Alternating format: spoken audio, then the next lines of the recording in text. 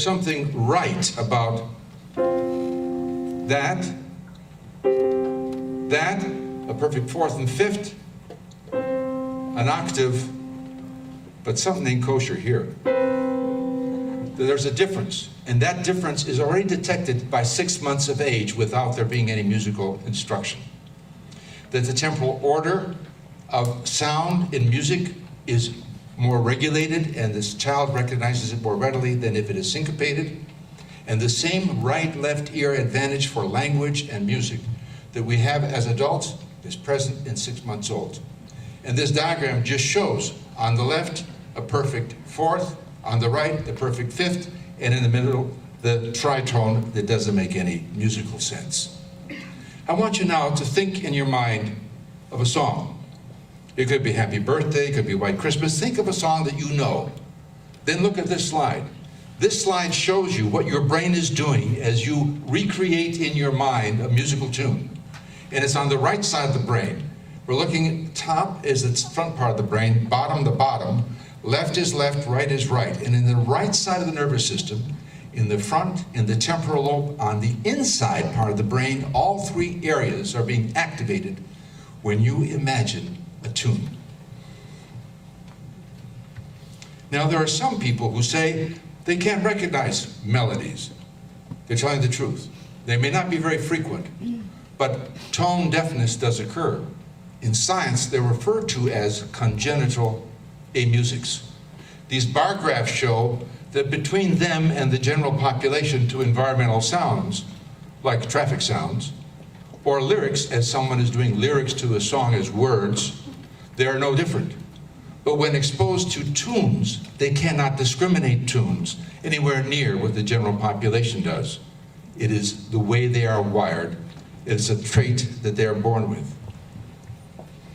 Ramon y Cajal was a distinguished Spanish neuroanatomist, and he speculated in the early 20th century that the brain would change as the musician was mastering an instrument.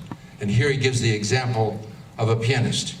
And he was so right. And now in the 21st century, we know that he is right. The slide on the left shows in the upper portion the nervous system of the general population. Below that, right and left, marked male and female, are trained musicians who intensive musical training began before the age of 7 years. And what is different is that highlighted area represents a cross bridge between the two sides of the brain called the corpus callosum, and it is thicker in people who are trained in music before the age of 7. In the diagram on the right, the surface of the temporal lobe by our ear is being demonstrated.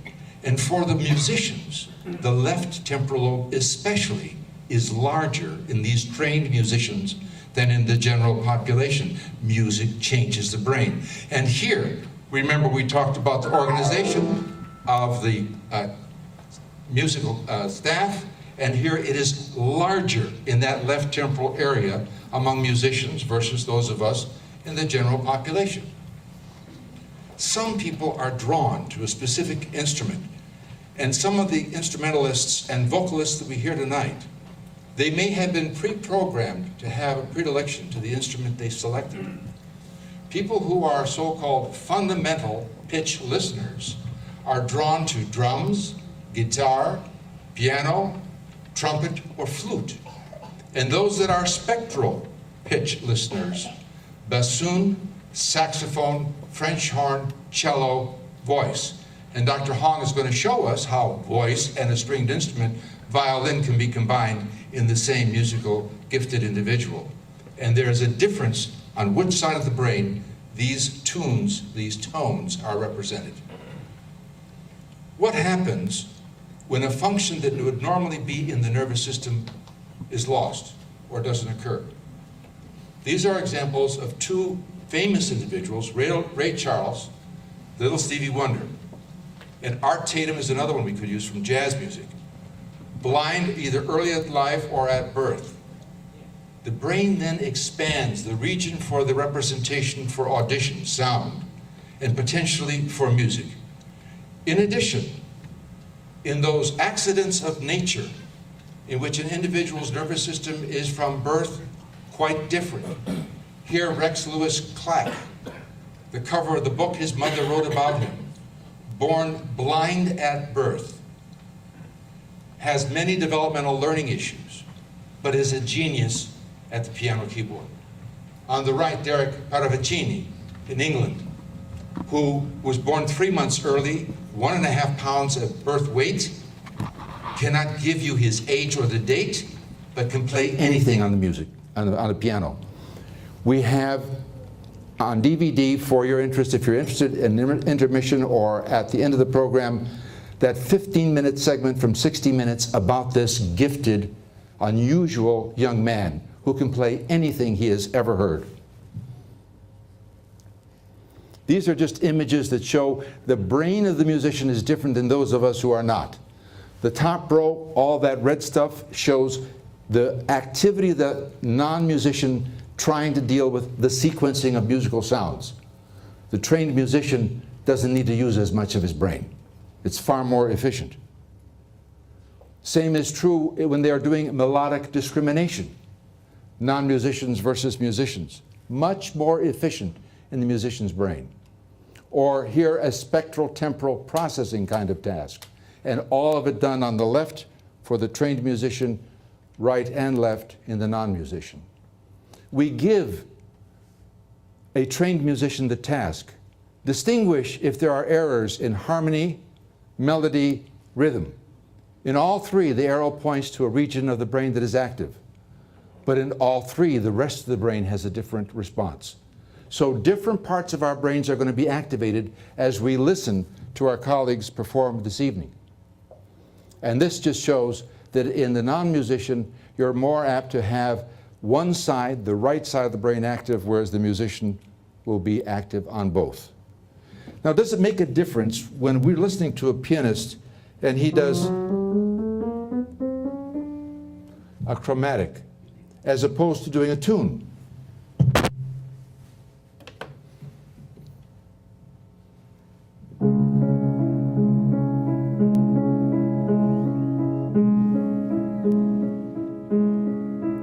Is it the same or is it different so far as the brain is concerned? Here we've got a pianist, he's in a PET scanner. He's got a keyboard before him. And what we're going to see is his brain reacting to these three states. Bach only in red. The scales only in blue. But both are activated in the areas you see in white. So some overlap and some distinctive differences. Finally, as an example in music, using what's called transcranial magnetic recording devices, when a musician is practicing his or her art, the brain is changing. And in the area that's being rehearsed, that area expands, physically is larger. And the top row is what's happening as a pianist is memorizing, practicing his or her skill at the keyboard. What is below is the same activity but no keyboard. And it was said that both Horowitz and Rubinstein would practice, or as Horowitz would say, rehearse only, in their mind, the whole keyboard. And musicians can expand or change the organization of their brain in their mind. We'll skip this one and just conclude here. There are these theories you hear about baby Mozart. There's not a lot yet learned about the true benefit of musical instruction early in life. We know it changes the organization of the brain. But this is the cover of a book by a man whose babysitter when he was a child was Nancy Reagan, because his father was in surgical training in Chicago under Nancy's father. But Peter Perret, who is now a neuroscientist as well as emeritus music director for the Winston-Salem Symphony, showed, along with colleagues at the Bowman Gray Medical Center, that musical training changed over an 8-week span of musical instruction, a skill that is essential to learning to read. When we deprive our children of exposure to musical training, we do them a disservice.